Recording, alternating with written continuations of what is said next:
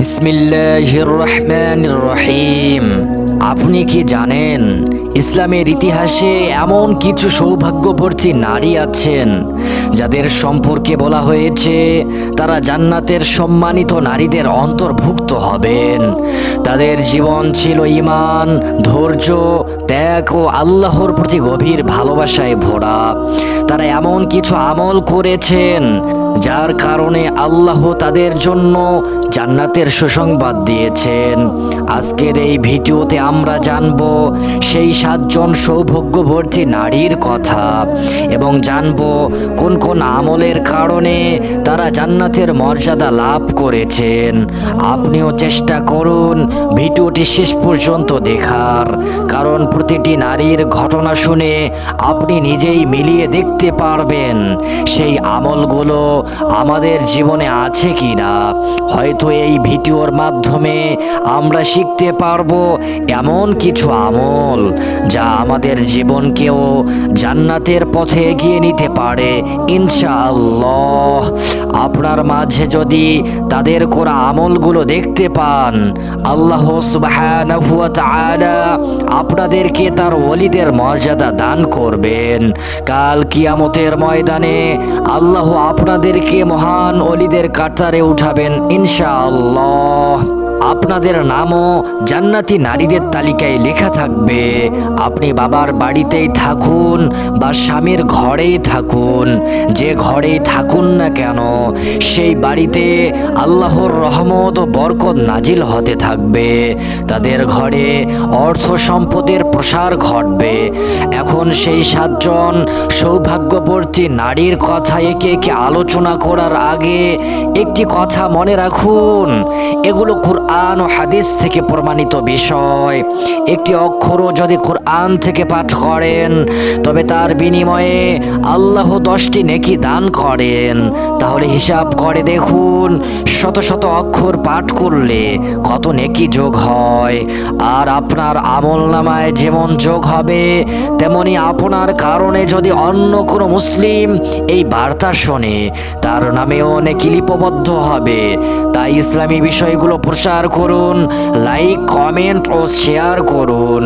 যে কোনো ইসলামী ভিডিও দেখলে অন্তত একটি লাইক দিয়ে দিন, এতে অন্যরা উৎসাহিত হবে। আল্লাহ রাব্বুল আলামিন আমাদের সবাইকে এই কাজ করার তৌফিক দান করুন। এখন আসুন আমরা প্রথম জন থেকে শুরু করি। প্রথম জান্নাতি নারী মারিয়াম ইবনে ইমরান। ইসলামের ইতিহাসে অন্যতম শ্রেষ্ঠ ও পবিত্র নারী হলেন মারিয়াম আলাইহিস সালাম। তিনি হলেন নবী ঈসা আলাইহিস সালামের সম্মানিত মা। আল্লাহ তাআলা তাকে এমন মর্যাদা দিয়েছেন যে পবিত্র কুরআনে তার নাম বারবার উল্লেখ করা হয়েছে এবং তার নামে একটি সম্পূর্ণ সূরা নাজিল হয়েছে, কুরআনে সূরা মারিয়াম। মারিয়াম আলাইহিস সালাম তার অটল ঈমান, পবিত্রতা, ধৈর্য এবং আল্লাহর প্রতি সম্পূর্ণ আনুগত্যের কারণে জান্নাতি নারীদের অন্যতম হিসেবে মনোনীত হয়েছেন। কুরআনে বলা হয়েছে যে তিনি আল্লাহর বাণী ও কিতাবকে সত্য বলে বিশ্বাস করেছিলেন এবং সর্বদা আল্লাহর অনুগত ছিলেন। সূরা আত-তাহরিম আয়াত 12। মারিয়াম আলাইহিস সালাম এর জান্নাতি হওয়ার কয়েকটি প্রধান আমল ছিল পূর্ণ পবিত্রতা ও সতীত্ব। তিনি নিজের সতীত্ব ও পবিত্রতা কঠোরভাবে রক্ষা করেছিলেন। এজন্যই আল্লাহ তাকে পৃথিবীর নারীদের মধ্যে বিশেষভাবে নির্বাচিত করেছেন। আল্লাহর বাণী ও কিতাবের প্রতি অটল বিশ্বাস, তিনি আল্লাহর কালাম ও কিতাবসমূহের প্রতি দৃঢ় বিশ্বাস স্থাপন করেছিলেন এবং সেগুলোকে আন্তরিকভাবে মেনে চলতেন। অবিচল আনুগত্য ও ইবাদত। মারিয়াম আলাইহিস সালাম ছোটবেলা থেকেই আল্লাহর ইবাদতে নিবেদিত ছিলেন। তার জীবনে ছিল নামাজ, ইবাদত ও তাকওয়ায় ভরা। চরম ধৈর্য, আল্লাহর উপর বিশ্বাস। চরম ধৈর্য ও আল্লাহর উপর ভরসা। যখন অলৌকিকভাবে তিনি গর্ভবতী হলেন, তখন সমাজের অনেক মানুষ তাকে দোষারোপ করেছিলেন, কিন্তু সেই কঠিন পরীক্ষার সময়ও তিনি ধৈর্য ধরেছিলেন এবং আল্লাহর উপর সম্পূর্ণ ভরসা রেখেছিলেন। তাকওয়া ও পরহেজগার জীবন। তিনি ছিলেন অত্যন্ত পরহেজগার ও পবিত্র চরিত্রের অধিকারী। এজন্য আল্লাহ তাআলা তাকে বিশেষ মর্যাদা দিয়েছেন।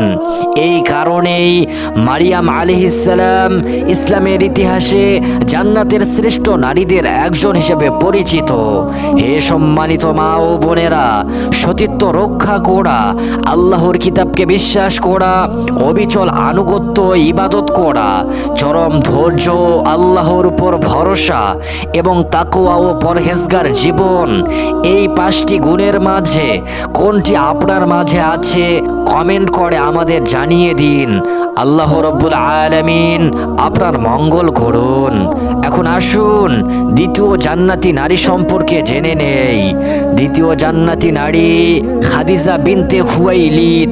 ইসলামের ইতিহাসে অন্যতম মহান ও সম্মানিত নারী হলেন হযরত খাদিজা রাদিয়াল্লাহু তাআলা আনহা। তিনি ছিলেন মহানবী হযরত মুহাম্মদ সাল্লাল্লাহু আলাইহি ওয়াসাল্লামের প্রথম স্ত্রী এবং ইসলামের প্রথম মুমিন নারী। নবীজির উপর সর্বপ্রথম ঈমান আনা, ইসলামের জন্য অকুণ্ঠ সমর্থন এবং নিজের সম্পদ অকাতরে বিলিয়ে দেওয়ার কারণে তিনি জান্নাতের সুসংবাদ লাভ করেন। নবুয়তের শুরুতে যখন ইসলাম প্রচার করা খুব কঠিন ছিল এবং চারদিকে বিরোধিতা ও কষ্ট ছিল, তখন খাদিজা রাদিয়াল্লাহু তাআলা আনহা সবসময় নবীজির পাশে ছিলেন। তিনি রাসূলুল্লাহ সাল্লাল্লাহু আলাইহি সাল্লামকে মানসিক সান্ত্বনা দিয়েছেন এবং সাহসও দিয়েছিলেন এবং ইসলামের জন্য নিজের সবকিছু উৎসর্গ করেছেন। হযরত খাদিজা রাদিয়াল্লাহু তাআলা আনহা এর জান্নাতি হওয়ার প্রধান আমল ও গুণগুলো হলো: প্রথম, ঈমান আনয়নকারী। নবুয়াত লাভের পর নারী পুরুষ সবার মধ্যে সর্বপ্রথম তিনি ইসলাম গ্রহণ করেন এবং নবীজির প্রতি অটল বিশ্বাস স্থাপন করেন। নবীজির সর্বোত্তম সহযোগী।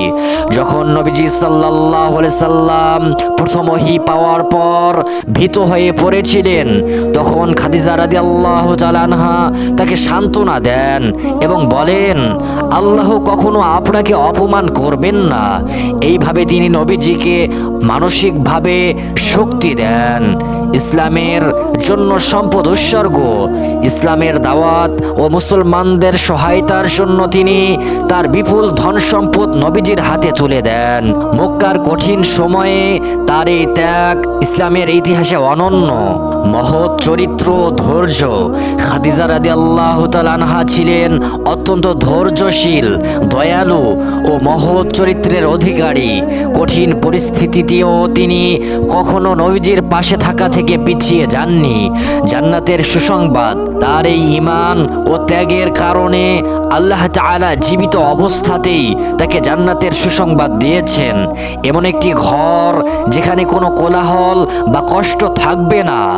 এই কারণেই হযরত খাদিজা রাদিয়াল্লাহু তাআলা আনহা ইসলামের ইতিহাসে জান্নাতের শ্রেষ্ঠ নারীদের একজন হিসাবে সম্মানিত। তৃতীয় জান্নাতি নারী হলেন ফাতিমা বিনতে মুহাম্মদ সাল্লাল্লাহু আলাইহি ওয়াসাল্লাম। ইসলামের ইতিহাসে অন্যতম মর্যাদাপূর্ণ একজন নারী হলেন হযরত ফাতিমা রাদিয়াল্লাহু তাআলা আনহা। তিনি হলেন মহানবী হযরত মুহাম্মদ সাল্লাল্লাহু আলাইহি সাল্লামের প্রিয় কন্যা। হাদিসে উল্লেখ রয়েছে যে তিনি জান্নাতি নারীদের সর্দার বা নেত্রীদের অন্যতম।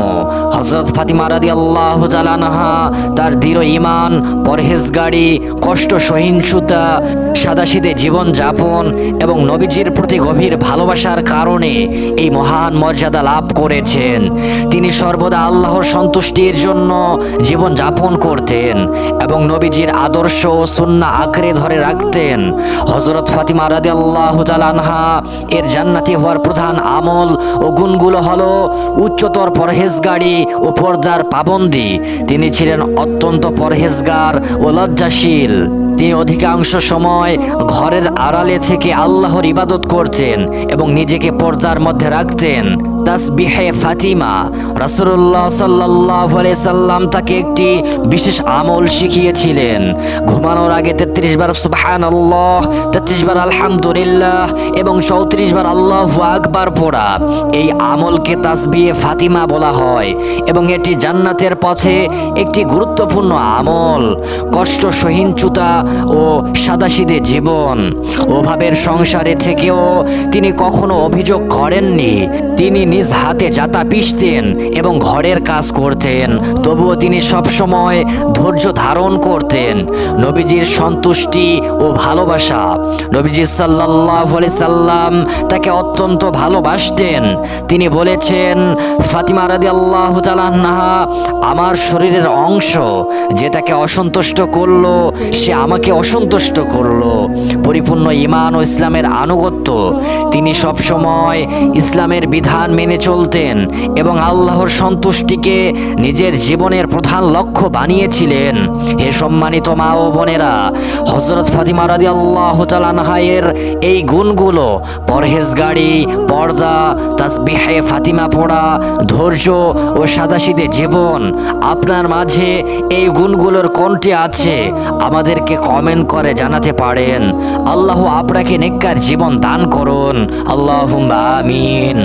চতুর্থ জান্নাতি নারী আসিয়া বিনতে মুজাহিম। ইসলামের ইতিহাসে অত্যন্ত ঈমানদীপ্ত একজন নারী হলেন হযরত আসিয়া রাদিয়াল্লাহু তাআলা আনহা। তিনি ছিলেন জালেম শাসক ফিরাউনের স্ত্রী, কিন্তু এত প্রতিকূল পরিবেশের মধ্যেও তিনি অটল ঈমান, তাওহীদের প্রতি দৃঢ় বিশ্বাস এবং আল্লাহর সন্তুষ্টির জন্য সবকিছু ত্যাগ করার কারণে জান্নাতের মর্যাদা লাভ করেন। হযরত আসিয়া রাদিয়াল্লাহু তাআলা আনহা জান্নাতের শ্রেষ্ঠ নারীর একজন হিসেবে পরিচিত। তিনি নবী মুসা আলাইহিস সালামের প্রতি সমর্থন দিয়েছিলেন এবং সত্যকে গ্রহণ করেছিলেন। হযরত আসিয়া রাদিয়াল্লাহু তাআলা আনহার জান্নাতি হওয়ার প্রধান আমল ও গুণগুলো হলো দৃঢ় ঈমান। ফেরাউনের মতো অত্যাচারী শাসকের স্ত্রী হয়েও তিনি এক আল্লাহর উপর অটল বিশ্বাস স্থাপন করেছিলেন এবং কখনো ঈমান ত্যাগ করেননি।